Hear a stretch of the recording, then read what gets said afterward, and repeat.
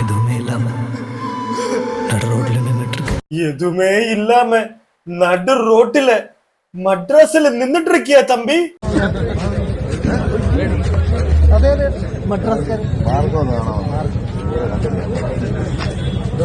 എന്റെ ഒരു പടം ഇറങ്ങിണ്ട് മദ്രാസ്കാരൻ തമിഴ് പടം ഒന്ന് കാണണോട്ടെ. തമിഴ് പടം എപ്പോ സംഭവിച്ചത്? മദ്രാസ്കാരൻ ഞാൻ മദ്രാസ്കാരൻ ഇന്നത്തെ വീഡിയോയിൽ പറയുന്നുള്ളൂ. കാരണം വേറൊന്നുമല്ല, ഈ മദ്രാസ്കാരൻ എന്ന് പറഞ്ഞു കഴിയുമ്പോഴത്തേക്ക് ചില ആളുകൾ അതിനെ വേറെ രീതിയിലേക്കൊക്കെ അങ്ങ് കൊണ്ടുപോവുക. എന്നിട്ട് എന്റെ കഴിഞ്ഞ വീഡിയോയുടെ നിങ്ങളെല്ലാവരും കണ്ടിട്ടുണ്ടായിരിക്കും, ഞാൻ ഇന്നലെ ചെയ്തൊരു വീഡിയോ. അതായത് ഞാൻ ഈ ഒരു സിനിമ കാണാൻ പോയപ്പോഴത്തേക്ക് എനിക്ക് അവിടെ ഉണ്ടായ ഒരു അനുഭവം ഞാൻ ഷെയർ ചെയ്തിട്ടുണ്ടായിരുന്നു. അപ്പം അതിന്റെ അടിയിൽ മൊത്തം വേറെ രീതിയിലൊക്കെയാണ് കൊണ്ടുപോകുന്നത്. എന്താ ഇത് മദ്രസക്കാരൻ മദ്രസ, എന്ത് കാര്യത്തിന്? ഞാൻ അങ്ങനെയൊന്നും പറഞ്ഞിട്ട് പോലുമില്ല. അതുകൊണ്ടാണ് ഞാൻ മദ്രാസ്കാരൻ എന്ന് പോലും പറയാതെ മദ്രാസ്കാരൻ ആക്കിയത്. ഓക്കെ, ഇനി ഞാൻ ഈ ഒരു വീഡിയോയുടെ കമന്റ് ബോക്സിന് അടിയിലേക്കും ഞാനായിട്ട് തന്നെ തുടങ്ങി തരുന്നില്ല. അഥവാ എന്റെ വായിന്ന് എവിടെയെങ്കിലും തെറ്റു പറ്റിയാലോ പറയാൻ പറ്റത്തില്ല, മനുഷ്യനല്ലേ പുള്ളേ. അതുകൊണ്ട് മദ്രാസ്കാരൻ മാക്സിമം ഞാൻ ഈ വീഡിയോ പറയുമ്പം വീഡിയോയിൽ ഉടനീളം അത് ശ്രദ്ധിക്കുന്നതായിരിക്കും. നിങ്ങളായിട്ട് ഇനി മറ്റേ സാധനം ഒന്നും കൊണ്ട് നീടരുത്, അതിന്റെ ആവശ്യമില്ലടേ. അപ്പൊ എന്തായാലും ഞാൻ പറഞ്ഞ പോലെ കഴിഞ്ഞ ദിവസം ഞാൻ ഈ ഒരു വീഡിയോ ചെയ്തിട്ടുണ്ടായിരുന്നു ഈ ഒരു സിനിമയുമായി ബന്ധപ്പെട്ട്. അപ്പം ആ വീഡിയോയുടെ ഒരു സെക്കൻഡ് പാർട്ടായിട്ട് നിങ്ങൾ ഈ ഒരു വീഡിയോ കണ്ടാൽ മതി. കാരണം വേറൊന്നുമല്ല, ഞാൻ ഇന്നലെ നിങ്ങൾ കണ്ട ആ ഒരു വീഡിയോയ്ക്ക് ശേഷം കുറച്ചും കൂടെ ഈ സിനിമയ്ക്ക് എന്താണ് പറ്റിയിരിക്കുന്നത് എന്നറിയാൻ വേണ്ടിയിട്ട് കുറച്ചുകൂടെ ഡീറ്റെയിൽ ആയിട്ട് ഒന്ന് തപ്പിപ്പോയി. അപ്പൊ ഞാൻ കുറച്ച് വീഡിയോകളൊക്കെ കണ്ടു. അതിൽ ഞാൻ ആദ്യമേ കണ്ടൊരു വീഡിയോ നിങ്ങൾ കണ്ടതായിരിക്കും. ഇന്നലത്തെ എന്റെ വീഡിയോയിൽ ഞാൻ ഒരു ക്ലിപ്പ് വെച്ചിട്ടുണ്ടായിരുന്നു. അതായത് ഈ ഒരു നമ്മുടെ ഷെയ്ൻ നിഗം എന്ന് പറയുന്ന കൂട്ടുകാരൻ കുറച്ച് നാളുകൾക്ക് മുമ്പ്, കുറച്ച് മാസങ്ങൾക്ക് മുമ്പ് ലിറ്റിൽ ഹാർട്സ് എന്ന് പറഞ്ഞ പുള്ളിയുടെ ഒരു മൂവിയുടെ പ്രൊമോഷന്റെ ഇടയ്ക്ക് ഉണ്ണി മുകുന്ദനെ മറ്റേ ഓംഫിയ സീനാക്കുന്ന ഒരു സാധനം നിങ്ങൾ കണ്ടിട്ടുണ്ടായിരിക്കും. അപ്പം ഇത് അന്ന് ഒരുപാട് പേരൊക്കെ എടുത്ത് റിയാക്ട് ചെയ്തു. അന്ന് നല്ല രീതിയിൽ ഏറിപ്പോയതാണ് നമ്മുടെ ഷെയ്ൻ കുട്ടൻ അന്ന്. അപ്പൊ അന്ന് ഷെയ്ൻ ഇങ്ങനെ എയറിലൊക്കെ പോയ സമയത്ത് ഒരു പ്രസ് മീറ്റിൽ ഷെയ്ൻ ഒരു കാര്യം പറയുന്നുണ്ട്. ഫസ്റ്റ് നിങ്ങൾ ഒന്ന് കേൾക്കുക.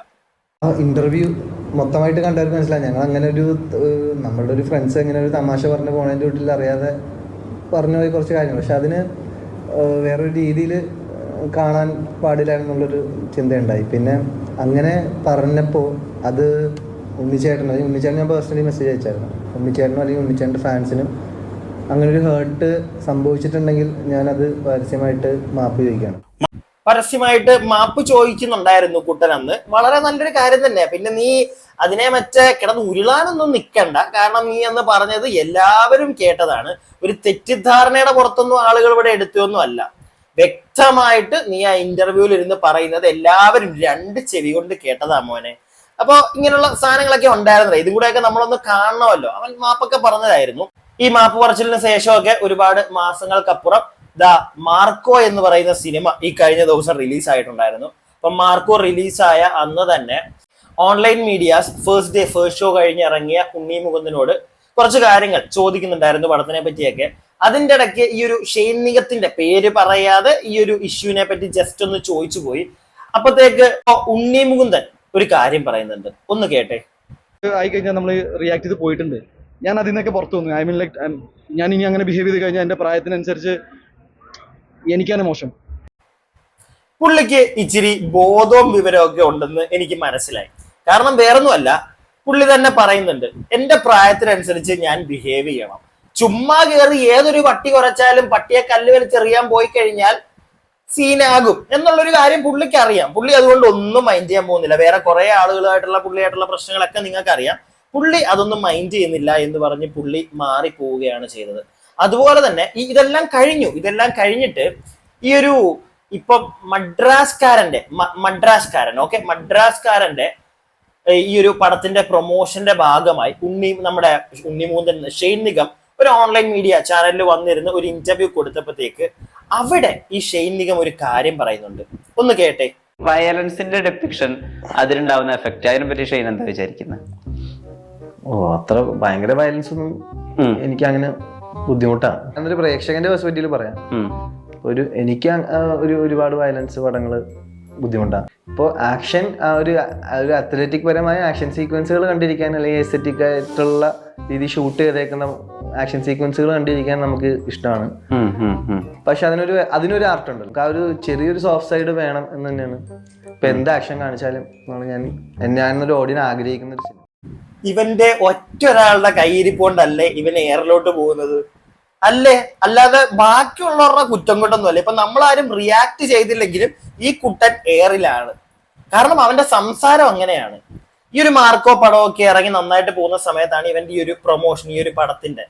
ആ സമയത്ത് ഇവൻ വന്നിരുന്നിട്ടും അവിടെ ആർക്കോ, ഞാൻ പേരൊന്നും പറയുന്നില്ല, നിങ്ങൾക്ക് അറിയാം, ആർക്കൊക്കെയോ മറ്റേ കുത്താനുള്ള ഒരു പരിപാടിയാണ്. ഏതൊക്കെയോ സിനിമയ്ക്കിട്ടുള്ള കുത്ത് ഒരു സൈഡിൽ കൂടെ കൊടുക്കുന്നുണ്ട്. പേരൊന്നും ഞാനിവിടെ പറയുന്നില്ല, പക്ഷെ ഇത് കേട്ട എല്ലാവർക്കും മനസ്സിലായിട്ടുണ്ട് ഇല്ലേ?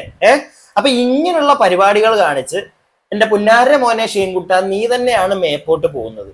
പിന്നെ നിന്റെ പടം കാണാൻ ആരും കേറുന്നില്ല എന്നൊക്കെ പറഞ്ഞു കഴിഞ്ഞാൽ അതിനുള്ള ഉത്തരം നീ തന്നെ. എന്തുകൊണ്ടാണ് ആളുകൾ ഈ ഒരു പടത്തിന് കയറാത്തതെന്ന് നിന്റെ വായിൽ നിന്ന് തന്നെ വീഴുന്നുണ്ട്. നിങ്ങളൊന്ന് കണ്ടെയ്ത് മാക്സിമം ഹെൽപ്പ് ചെയ്യുക. കാര്യം പറഞ്ഞ പോലെ 31-ാം തീയതി ആയിരുന്നു, ഈ മാസം 31 പടം വെച്ചിരുന്നത്. പക്ഷെ ഇത് പൊങ്കലിന് വിടയമുയർച്ചി മാറിയോണ്ട് പ്രീപോൺ ചെയ്ത് വന്നപ്പോൾ നമുക്ക് ഈ പറഞ്ഞ പോലെ ഒരുപാട് മാർക്കറ്റിംഗ് ഇവിടെ മര്യാദക്ക് ചെയ്യാൻ പറ്റിയിട്ടില്ല. ഇപ്പൊ നിങ്ങൾ ശ്രദ്ധിച്ചാൽ അറിയാം, പോസ്റ്ററും ഫ്ലെക്സ് എല്ലാം കുറവാണ്. പക്ഷെ അതൊരു കുറവാക്കരുത്. നല്ലൊരു പടമാണ്, നിങ്ങളെല്ലാവരും കാണണം. നീ നല്ലൊരു പടമാണെന്ന് പറഞ്ഞാലും ഞാനൊരു കാര്യം ചോദിക്കട്ടെ. ഈ മാസം 31-ന് ഇറങ്ങാനിരുന്ന പടം അത് നേരത്തെ പടം റിലീസ് ചെയ്തു. മാർക്കറ്റിംഗ് നീ തന്നെ പറയുന്നു പടത്തിന് അധികം മാർക്കറ്റ് ചെയ്തിട്ടില്ല. ഓക്കെ, കുറച്ച് ഓൺലൈൻ ചാനൽസിൽ വന്ന് ഇന്റർവ്യൂ കൊടുത്തതേ ഉള്ളൂ. വലുതായിട്ട് മാർക്കറ്റിംഗ് ഇൻ ദ സെൻസ് ഞാൻ പറഞ്ഞല്ലോ, ഞാൻ ഇന്നലത്തെ എന്റെ വീഡിയോയിൽ പറയുന്നുണ്ടായിരുന്നു, തിയേറ്ററിൽ പടം കാണാൻ ചെന്നപ്പോഴത്തേക്ക് ആകെ ഒരൊറ്റ പോസ്റ്ററാണ് ആ തിയേറ്ററിലുള്ളത്. പുറത്തൊന്നും ആ തിയേറ്ററിന്റെ പരിസരത്ത് വേറൊരു ഒറ്റ പോസ്റ്റർ ഇല്ല. ഞാൻ പോകുന്ന വഴിയിലെങ്ങും ഞാൻ ഈ പടത്തിന്റെ പോസ്റ്റർ കണ്ടില്ല. ഞാനപ്പോ വിചാരിച്ചു ഇനി തിയേറ്ററുകാരുടെ അല്ലെങ്കിൽ ഡിസ്ട്രിബ്യൂഷൻ ഇവരുടെ ആരുടെയെങ്കിലും ഒക്കെ പ്രശ്നങ്ങളായിരിക്കും. പക്ഷെ ഇതാ ഷെയ്ൻ തന്നെ പറയുന്നുണ്ട് മാർക്കറ്റിംഗ് വലുതായിട്ട് നടന്നിട്ടില്ല ഈ പടത്തിന്. അവര് തന്നെ പറയുന്നുണ്ട് ഈ ഫ്ലെക്സും പോസ്റ്റേഴ്സും ഒന്നുമില്ല. ഇതൊന്നും ഇല്ലാതെ ഇവിടെ കൊണ്ടൊരു പടം നീ ഇറക്കുകയാണ്. ഓക്കെ, അതിന് തൊട്ട് മുമ്പ് നിന്റെ ഇറങ്ങിയ പടം ലിറ്റിൽ ഹാർട്ട്സ്, അതും വലുതായിട്ട് ഓടിയില്ല. ഓടാത്തതിന് കാരണം ഞാൻ ആ പടം കണ്ടതാണ്. എനിക്ക് വലുതായിട്ട് ഒരു തവണയൊക്കെ നമുക്ക് പോയി കാണാമായിരുന്നു. ലൈക്ക് ഒരു തവണ കാണാൻ പറ്റിയൊരു പടമാണ്. പക്ഷെ ആ സമയത്ത് തന്നെയാണ് ഈ ഉണ്ണിമുന്തൻ ആ ഒരു പ്രശ്നം കൂടെ കിടക്കുന്നത്. നാട്ടുകാരെടുത്ത് പഞ്ഞി കിട്ടില്ലേ നിന്നെ, അത്രയും നെഗറ്റീവ് അടിച്ചു വിടുന്ന മാറി എല്ലാരെയും വെറുപ്പിച്ച് നീ പ്രൊഡ്യൂസേഴ്സിനെ വെറുപ്പിക്കുന്നു, കൂടെ വർക്ക് ചെയ്യുന്ന നടന്മാർ ഇൻ ദ സെൻസ് ആ ഒരു ഫീൽഡിലുള്ള ഉണ്ണിമൂന്നിനെ പോലുള്ള ആളുകളെ നീ വെറുപ്പിക്കുന്നു, നാട്ടുകാരെ നീ വെറുപ്പിക്കുന്നു. ഇതെല്ലാം ചെയ്ത് കഴിഞ്ഞിട്ട് പിന്നെ നിന്റെ ഒരു പടം വരുമ്പം അതിലൊരു മാർക്കറ്റിംഗ്, അതും തമിഴ് പടം, അത് ഇവിടെ കൊണ്ടുവന്ന് ഇറക്കുമ്പോഴത്തേക്ക് ഒരു മാർക്കറ്റിംഗ് ചെയ്യാതെ ഇവിടെ കൊണ്ട് ഇറക്കിയിട്ട് നാട്ടുകാർ പടം കാണുന്നില്ല എന്ന് പറഞ്ഞ് കരഞ്ഞിട്ട് ഒരു കാര്യമില്ല എന്റെ മോനെ. ബാക്കി ഇത്ര നല്ല പടമായിട്ട് എന്തുകൊണ്ടാണ് ആൾക്കാർ ഇതിനകത്ത് കുറച്ച് ആൾക്കാരെങ്കിലും നെഗറ്റീവ് പറയുന്നത്? എന്തുകൊണ്ട്, എന്താണ് അത് എന്താണെന്നുള്ളത് എനിക്ക് നിങ്ങൾക്ക് തന്നെ ഊഹിക്കാലോ എന്താണെന്നുള്ളത്. ഞാനത് പ്രത്യേകിച്ച് പറയേണ്ട കാര്യമില്ലല്ലോ. പിന്നെ ഇതിനെ ടാർഗറ്റ് ചെയ്യുന്ന പോലെ തോന്നുന്നു. അല്ല, എന്ത് ഊഹിക്കാനാ മോനെ? എനിക്ക് മനസ്സിലായില്ല. എനിക്ക് പ്രത്യേകിച്ച് ഒന്നും ഊഹിച്ചെടുക്കാൻ തോന്നിയില്ല അതിനകത്ത് തോന്നുന്നു. അവിടെ നിന്ന ഒരു ചേട്ടൻ, ഓൺലൈൻ മീഡിയക്കാരൻ ഏതൊരു ചേട്ടനാണ് ചോദിക്കുന്നുണ്ട് നല്ല പടമായിട്ടും ആൾക്കാർ നെഗറ്റീവ് പറയുന്നു എന്ന്. ഈ ചോദിച്ച ചേട്ടൻ ആ പടം കണ്ടിട്ടാണോ ചോദിച്ചത് എനിക്ക് അറിയില്ല. ഞാൻ പടം കണ്ടിട്ടില്ല. ഞാൻ ഇന്നലെ പറഞ്ഞ കണക്ക് തന്നെ ആ പടം കാണാൻ പറ്റത്തില്ലടേ. ഇനിയും വല്ല OTT-ലൊക്കെ വരുമ്പോഴേ നമുക്ക് കാണാൻ പറ്റുള്ളൂ. അല്ലെങ്കിൽ ഇനി എറണാകുളം പോകണം. എനിക്കിത് കാണാൻ വേണ്ടി മാത്രമായിട്ട് എറണാകുളം പോകാൻ താല്പര്യമില്ല. കാരണം ഞാൻ ഈ ഒരു പടത്തിന്റെ ട്രെയിലർ കണ്ടപ്പം നല്ലൊരു പടം, ഞാൻ ഇന്നലത്തെ വീഡിയോയിലും ഞാൻ പറഞ്ഞിട്ടുണ്ടായിരുന്നു, എനിക്ക് ആ ട്രെയിലർ കണ്ടപ്പം കാണണമെന്ന് തോന്നി. അങ്ങനെയാണ് ഞാൻ ഈ ഒരു പടം കാണാൻ പോയത്. പക്ഷെ ഞാൻ പോയി വന്നതിന് ശേഷം reviews in the sense review ഞാനൊന്നും കണ്ടില്ല. പക്ഷെ ഞാനൊരു വ്യക്തിയെ, ഒരു പടം കണ്ടൊരു വ്യക്തിയെ, നിങ്ങൾക്ക് അത്യാവശ്യം അറിയാവുന്ന ഒരു വ്യക്തിയെ ഞാൻ വിളിച്ചു ചോദിച്ചു. അപ്പോഴത്തേക്ക് കുഴപ്പമില്ല പടം എന്നാണ് ഞാൻ അറിഞ്ഞത്. എന്നാൽ അതിനുശേഷം മലയാളത്തില് ജനങ്ങൾക്ക് പറയാനുള്ളതും കൂടെ നമ്മൾ കേൾക്കണമല്ലോ. ജനങ്ങൾ ഈ റിവ്യൂസിന്റെ കഥകൾ മാത്രം കേട്ടിട്ട് കാര്യമില്ലല്ലോ. ഞാൻ ആദ്യം തൊട്ടേ പറയുന്ന ഒരു കാര്യമാണ്, നിങ്ങൾക്ക് എല്ലാവർക്കും ഡിഫറെന്റ് പെർസ്പെക്റ്റീവ് ആണ്. അപ്പം കുറച്ച് ആളുകളുടെ പബ്ലിക് ഒപ്പീനിയൻ ഞാൻ കണ്ടിട്ടുണ്ടായിരുന്നു. അതിനകത്ത് ഒട്ടുമിക്ക ആളുകളും പറയുന്നത്, നാട്ടിലുള്ള നമ്മുടെ കേരളത്തിലുള്ള ആളുകൾ ഒട്ടുമിക്ക ആളുകളും പറയുന്നത് ഒരു നെഗറ്റീവ് കാര്യവും പറയുന്നുണ്ട്, പോസിറ്റീവും പറയുന്നവരുണ്ട്. പക്ഷെ എന്നാലും മോസ്റ്റ് ഓഫ് ദ ആളുകൾ പറയുന്ന കുറച്ച് പോയിന്റ്സ് ഉണ്ടായിരുന്നു. ഞാൻ അതെല്ലാം നോട്ടീസ് ചെയ്ത് കഴിഞ്ഞപ്പോൾ ഓക്കെ, എന്നാൽ ഇനി OTT വരട്ടെ, അല്ലാതെ ഇനി ഇവിടുന്ന് ഇത്രയും പൈസ മുടക്കി എറണാകുളം വേണ്ട, എനിക്ക് തൽക്കാലം ഈ ആഴ്ച പോകേണ്ട കാര്യമില്ല. അടുത്ത ആഴ്ചത്തേക്കൊക്കെ പടം തിയേറ്ററിൽ ഉണ്ടാവുമെന്ന് നമുക്കറിയില്ല. അപ്പൊ എന്താണെങ്കിലും അങ്ങനെ ഒരു സാധനമാണ്. ഞാനൊരു രണ്ടും കൂടെ കലർന്ന ഒരു റിവ്യൂ അല്ലെങ്കിൽ ഒരു പബ്ലിക് ഒപ്പീനിയൻ ആണ് ഞാൻ അറിഞ്ഞത്. തമിഴ്നാട്ടിലെ റിവ്യൂസ് എന്ന് പറയുന്നില്ല, പബ്ലിക് ഒപ്പീനിയൻസ് ഞാൻ കണ്ടപ്പോഴത്തേക്ക് ഓക്കെ, വലിയ കുഴപ്പമില്ലാത്ത പബ്ലിക് ഒപ്പീനിയൻ ഒക്കെയാണ് കണ്ടത്. പക്ഷെ എങ്കിലും നിങ്ങൾ ഈ വീഡിയോ ഒന്ന് ബാക്കി കാണും, എന്നിട്ട് ബാക്കി സംസാരിക്കാം. അതല്ലാന്ന് തോന്നുന്നുണ്ടോ നിങ്ങൾക്ക്? തമിഴ്നാട്ടിൽ അടിപൊളി റെസ്പോൺസ് ആണ്. അവിടെ ഇപ്പൊ എന്തായാലും 80% മേളിൽ സീറ്റ് ഫില്ലിംഗ് ഉണ്ട്. അവിടുത്തെ ഉള്ളതിൽ ഏറ്റവും ബെറ്റർ ആയിട്ട് പരിപാടി പോകുന്നുണ്ട്. ഇവിടെ ഈ പറഞ്ഞ പോലെ ആൾക്കാരിലേക്ക്, സാധാരണ പ്രേക്ഷകരിലേക്ക് എത്തിയിട്ടില്ല. പറഞ്ഞ പോലെ കുറച്ച് പേരുടെ മാത്രമേ കിട്ടിയുള്ളൂ. അതിൻ്റെ ഒരു ചെറിയ പ്രശ്നങ്ങളുണ്ട്. ആരെയും കുറ്റമൊന്നും പറയണില്ല. എന്നാലും നിങ്ങൾ കാണുക, ജനങ്ങൾ കാണുക, തീരുമാനിക്കുക, അത്രേ ഉള്ളൂ. ഒരുപാട് നല്ല പടങ്ങൾ ഇറങ്ങിയിട്ടുണ്ട്. അതിൻ്റെ കൂടെ ഈ പടവും കാണുക. ഒരു ടച്ചിങ് സ്റ്റോറിയാണ്, കാണുക. ഒരുപാട് പേരുടെ കഷ്ടപ്പാടാണ്. ആരെയും കുറ്റമൊന്നും പറയുന്നില്ല എന്ന് പറഞ്ഞവൻ അതിന് തൊട്ട് മുമ്പ് പറയുന്നത് അധികം ജനങ്ങളിലേക്ക് ഈ പടം എത്തുന്നില്ല എന്നുള്ളൊരു കാര്യം പറയുന്നുണ്ട്. അതിനേം തൊട്ട് മുമ്പ് അവൻ പറയുന്നു ആരൊക്കെയോ സിനിമയെ തകർക്കാൻ ശ്രമിക്കുന്നു, എന്താ നിങ്ങൾക്ക് അങ്ങനെ തോന്നുന്നില്ലേ എന്നൊക്കെ ചോദിക്കുന്നു. നേരത്തെ ഞാൻ പറഞ്ഞ കണക്ക് എനിക്കൊന്നും തോന്നുന്നില്ല. സിനിമ എൻഗേജിങ് ആണോ? ഷെയ്നോടാണ്. ഷെയ്ൻ, ഇവിടെ മലയാളത്തില് നീ ഇപ്പം നേരത്തെ പറഞ്ഞു ആക്ഷൻ പടം, നിനക്ക് ഒരുപാട് വയലൻസ് ഉള്ള പടങ്ങളൊന്നും ഇഷ്ടമല്ല എന്നൊക്കെ പോട്ടെ, നിനക്ക് ഇഷ്ടമല്ലായിരിക്കും പോട്ടെ. പക്ഷെ ഇവിടെ എല്ലാ ജോണർ നോക്കിയാലും ആക്ഷൻ രീതിയിൽ നോക്കിക്കഴിഞ്ഞാൽ, മാർക്കോ ഞാൻ പറയുന്നില്ല, ഷെയ്ൻ്റെ തന്നെ RDX എന്ന് പറഞ്ഞൊരു പടം ഉണ്ടായിരുന്നു. നല്ല രീതിയിൽ ഇവിടെ ജനങ്ങൾ ഏറ്റെടുത്തു. എന്തുകൊണ്ടായിരുന്നു? നല്ലൊരു സിനിമയായിരുന്നു. ആളുകളെ എന്റർടൈൻ ചെയ്തു, ആളുകൾ ഇരുന്ന് കണ്ടു, പടത്തിന് കയറി. അതല്ലാതെ അതൊരു ഒരു ആക്ഷൻ ജോണർ നോക്കുകയാണെങ്കിൽ, അതല്ലാതെ ഇപ്പം നമ്മളൊരു സ്ക്രിപ്റ്റ് വൈസ് ഒക്കെ നോക്കുകയാണെങ്കിൽ, കഥാപരമായി നോക്കുകയാണെങ്കിൽ, കിഷ്കിന്ധാകാന്ഡം അത്യാവശ്യം ഇറങ്ങി, അത്യാവശ്യം നല്ല രീതിയിൽ ആളുകൾ കയറി. അതുപോലെ ഏതൊരു ജോണർ നോക്കിയാലും, ഏതൊരു ജോണർ എടുത്താലും മലയാളത്തിൽ നല്ല സിനിമകൾ വരുന്നുണ്ടെങ്കിൽ ജനങ്ങൾ പോയി കാണും. മനസ്സിലായില്ലേ? ആളുകൾക്ക് ഇഷ്ടപ്പെടുന്ന, ആളുകളെ എൻഗേജ് ചെയ്യിക്കുന്ന പടങ്ങളാണോ ആളുകൾ കയറി കാണും. അവിടെ മുഖം നോക്കി ഞാൻ ചെയ്യാറില്ലത്. ഒരു നടന്റെ ഫേസ് നോക്കി മാത്രം ഞാൻ പോകാറില്ല. പടം നല്ലതാണെന്ന് തോന്നിക്കഴിഞ്ഞാൽ, അല്ലെങ്കിൽ എനിക്ക് കാണണമെന്ന് തോന്നിക്കഴിഞ്ഞാൽ, അതിന്റെ ടെക്നിക്കൽ ക്രൂ നല്ലതാണ് എന്നൊക്കെ എനിക്ക് തോന്നിക്കഴിഞ്ഞാൽ ഞാൻ പോയി കാണും. ഒരു ആക്ടറിനെ മാത്രം നോക്കിയിട്ടല്ല ഞാൻ പടത്തിന് പോകുന്നത്. ഇവിടെ അങ്ങനെ അത് മാത്രം നോക്കാതെ പോകുന്ന ഒരുപാട് ആളുകളുണ്ട്, എനിക്ക് പേഴ്സണലി അറിയാം. അതല്ലാതെ ഒരാളുടെ ഫേസ് മാത്രം, ഒരു ആക്ടറിനെ മാത്രം നോക്കി പോവല്ല. മനസ്സിലായില്ലേ? ടെക്നിക്കൽ ക്രൂ, നല്ലൊരു ഡയറക്ടറാണോ, നല്ല സ്ക്രിപ്റ്റ് എഴുതിയിരിക്കുന്ന ആളാണ്, അപ്പം നല്ലൊരു സ്ക്രിപ്റ്റ് റൈറ്റേഴ്സ് ആണെങ്കിൽ ഓക്കെ, സാധനം കൊള്ളായിരിക്കും, എന്തെങ്കിലും കാണുമെന്ന് പറഞ്ഞു പോകുന്ന ആളുകളുണ്ട്. ഇനിയും ഷെയ്ൻ ഈ പറഞ്ഞ കണക്ക് ആരെങ്കിലും ഒക്കെ മനഃപൂർവ്വം ചെയ്യുന്നതാണോ അല്ലയോ എന്നൊക്കെ അറിയാൻ ഏറ്റവും നല്ലത് പബ്ലിക്കിന് പറയുന്നത് എന്താണെന്ന് അറിയുന്നതാണ്. ഒന്ന് നോക്കിക്കേ. കുഴപ്പമില്ല ബ്രോ, ഫസ്റ്റ് ഹാഫ് കൊള്ളാം, സെക്കൻഡ് ഹാഫ് ഇച്ചിരി ഒരു ട്വിസ്റ്റ് എന്ന് പറഞ്ഞ് നോക്കി അവസാനം ഒന്നും ഇല്ലാതായിരുന്നു. ഷെയ്നിന്റെ പെർഫോമൻസ് പക്ക, അത് അടിപൊളിയായിട്ടുണ്ട്. മൊത്തത്തില് ബിലോ ആവറേജ്, അത്രേ പറയാൻ പറ്റില്ല, ആവറേജ്. എന്തൊക്കെയോ ചെയ്യണമെന്നുണ്ടായിരുന്നു, പക്ഷെ ഒന്നും നടന്നിട്ടില്ല.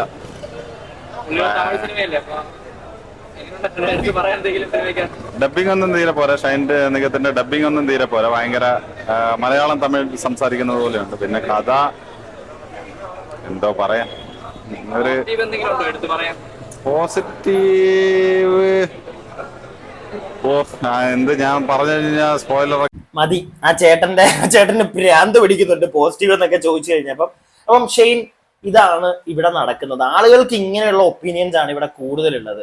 പിന്നെ നമുക്ക് പടം കാണാൻ ഓപ്ഷൻ ഇല്ലടി. ഓപ്ഷൻ ഉണ്ടായിരുന്നെങ്കിൽ നമ്മളും പോയി കണ്ടേനെ, എന്നിട്ട് ഞാനൊക്കെ റിവ്യൂ ചെയ്തേനെ. പക്ഷെ ഓപ്ഷൻ ഇല്ല. അതിന് മെയിൻ ഒരു പ്രശ്നം ഷെയ്ൻ തന്നെ നേരത്തെ പറഞ്ഞ, നിങ്ങളുടെ പടം ഇവിടെ ഓതാത്തതിന് മെയിൻ ഒരു കാര്യം, മാർക്കറ്റിംഗ് അധികം കിട്ടിയിട്ടില്ല പടത്തിന്. സോ ഞാൻ നേരത്തെ പറഞ്ഞ കണക്ക് ഇത്ര ഒരു ഗ്യാപ്പൊക്കെ കഴിഞ്ഞ് നേരത്തെ നല്ല നെഗറ്റീവിൽ നിന്ന് നിങ്ങൾക്ക് ഒരു സിനിമ വന്ന് ഇറങ്ങുമ്പോഴത്തേക്ക് കുറച്ച് മാർക്കറ്റിംഗ് ഒക്കെ ചെയ്യണമായിരുന്നു. എന്നാൽ കുറച്ചും കൂടെയൊക്കെ ഇവിടെ ചിലപ്പോൾ പടം ഓടിയേനെ ആ ഒരു മാർക്കറ്റിംഗിന്റെയും PR വർക്കിന്റെയും ഒക്കെ പുറകില്.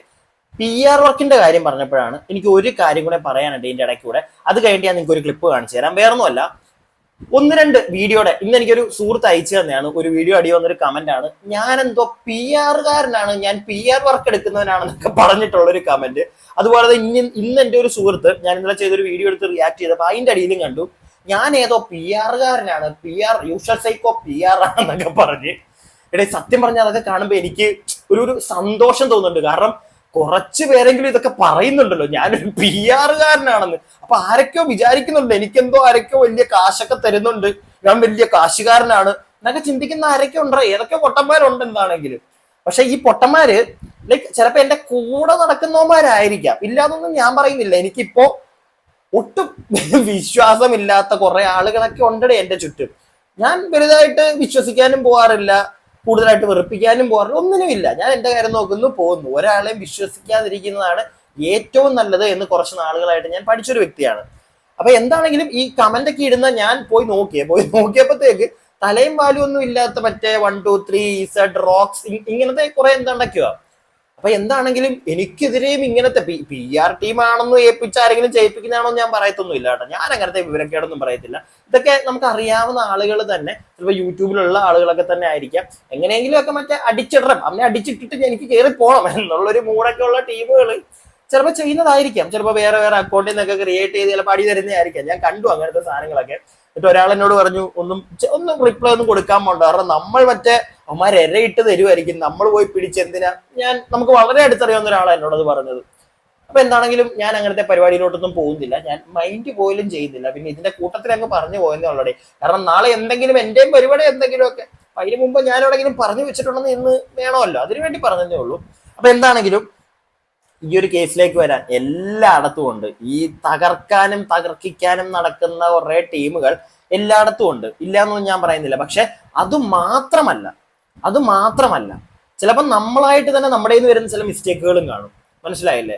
നമ്മൾ ആരും അത്ര വലിയ പുണ്യാളന്മാരൊന്നും അല്ലല്ലോ. ഞാനൊന്നും അത്ര വലിയ പുണ്യാളൊന്നും ഉള്ള കാര്യം ഞാൻ പറയാം.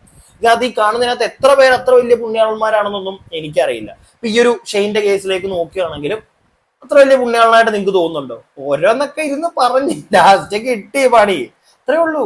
ഇത് ആർക്കാണെങ്കിലും നമ്മൾ ഒരാളെ ദ്രോഹിക്കണമെന്നും പറഞ്ഞ് എന്തെങ്കിലുമൊക്കെ ചെയ്തു കഴിഞ്ഞാൽ നമുക്ക് പണി കിട്ടും. പക്ഷെ ദ്രോഹിക്കൊന്നുമല്ല, നമുക്ക് നമ്മുടെ ഒരു പെർസ്പെക്റ്റീവ്, നമുക്ക് ഓപ്പൺ ആയിട്ട് നമ്മുടെ കാര്യങ്ങൾ, ഒരാളുടെ തെറ്റ് കണ്ടാൽ അത് ചൂണ്ടിക്കാണിച്ച് പറയാൻ നമുക്ക് അവകാശം ഉണ്ടാകും, നമുക്ക് ചെയ്യാം. അത് അത്ര വലിയ തെറ്റായിട്ടുള്ള ഒരു കാര്യമൊന്നുമല്ല. അപ്പൊ എന്താണെങ്കിലും ഇങ്ങനെ ഉജ്ജ്വലമായിട്ട് ഊംഫി നിൽക്കുന്ന ഷെയ്ൻ നിഗത്തിന് ആ ഒരു ഈ പടം ഇറങ്ങിയ അന്ന് രാത്രിയിൽ ഷെയ്ൻ നിഗവും ആ പടത്തിന്റെ ക്രൂ എല്ലാം കൂടെ പടം കാണാൻ വനിതാ തിയേറ്ററിലെത്തി ഓൺലൈൻ മീഡിയാസിനൊക്കെ ബൈറ്റ് കൊടുത്ത് തിരിച്ചിറങ്ങുമ്പോൾ ദാ വരുന്നു നമ്മുടെ ബൈജു ചേട്ടന്റെ വകയും ഒരു താങ്ങ് ഷെയ്നിന്. നോക്കിക്കേ.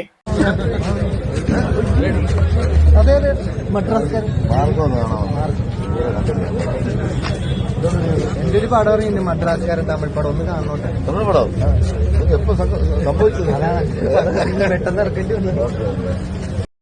മാർക്കോടെ കേസ് പറഞ്ഞതും പോട്ടെ, ഇതൊക്കെ എപ്പോ സംഭവിക്കുന്നതാണ്? മദ്രാസ്കാരൻ തമിഴ് പടം, ഇതൊക്കെ എപ്പോ സംഭവിക്കുന്നതാ? എന്തിനാണ് എന്റെ പൊന്നു ബൈജു ചേട്ടാ? ഒന്നാമത് ചെറുക്കന്റെ കാര്യം കഷ്ടകാലമാണ്. ചെറുക്കന്റെ കാര്യമല്ല, ചെറുക്കന്റെ കഷ്ടകാലമാണ്. അപ്പൊ ആ സമയത്ത് ആ ഒരു ഡയലോഗ് കൂടെ വീണ്ടും അവനെ കയറ്റി. ഒന്നാമത് ശൂന്യാകാശം, അവിടെ നിന്ന് അവൻ എങ്ങോട്ട് പോകാൻ എനിക്കറിയാൻ പാടില്ല.